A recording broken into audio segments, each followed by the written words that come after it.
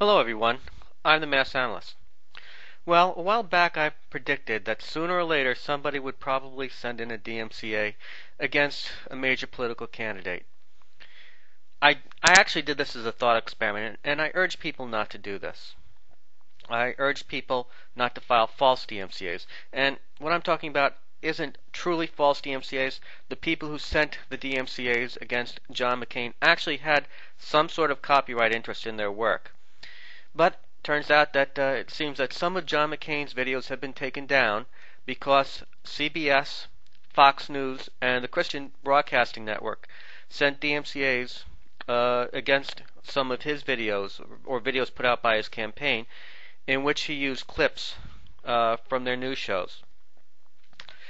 I might note that Senator Obama has also been the target of DMCA clips, I think by NBC News. I'm going to post some links to the Electronic Frontiers Foundation's website discussing all this. Now, what I predicted might happen and what I cautioned against is that some user who had no copyright interest in the clips whatsoever might send notices against McCain or Obama, or when she was running, Clinton, that somebody might get their clips removed. And I cautioned against this because I said, look, this is highly illegal.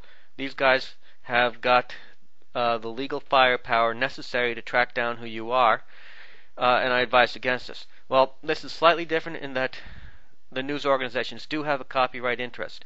However, this is a blatant attack upon fair use, and it is a blatant attack upon free speech, and it just goes to show you how the DMCA can interfere with the electoral process, how the DMCA guts a very important right that's the foundation of our democracy. I have to give YouTube credit, a bit of credit though. When I made my video, I wondered whether YouTube would actually remove the videos, or would they say, hey, these guys are above the law. They're more important than our average everyday user. And the fact that YouTube actually took down those videos in response to a DMCA, in a way, I have to give them credit in that they treat the politicians like shit, just like they treat us like shit. So I had to give them some credit.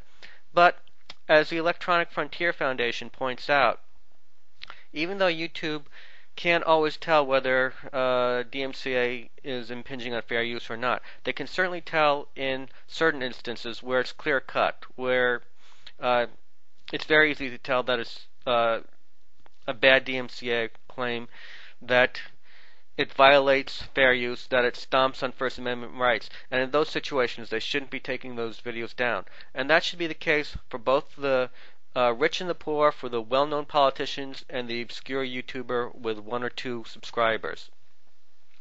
YouTube doesn't do this. Let's face it, Google. You're a multi-billion-dollar company.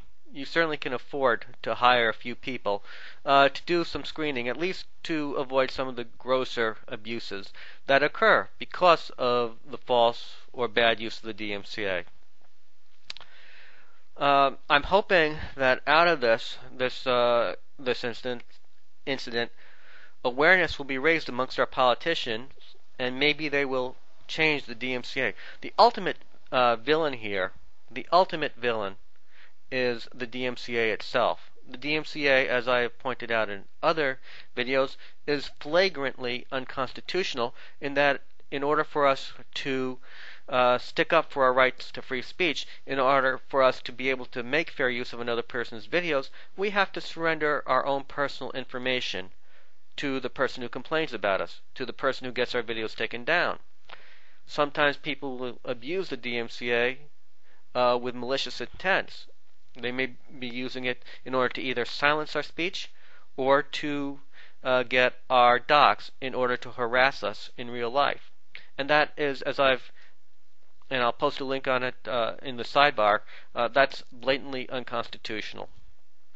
So, hopefully, Senator McCain and Senator Obama will use their influence to amend the DMCA and change the law.